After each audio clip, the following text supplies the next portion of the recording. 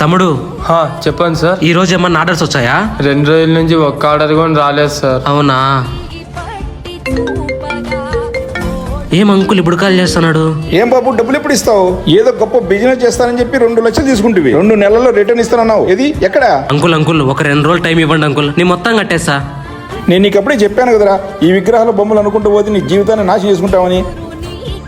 అయినా సరే నువ్వు నా ఫ్రెండ్ కొడుకు కాబట్టి నీకు 2 రోజులు గడువు ఇస్తున్నా, మొత్తం కట్టే.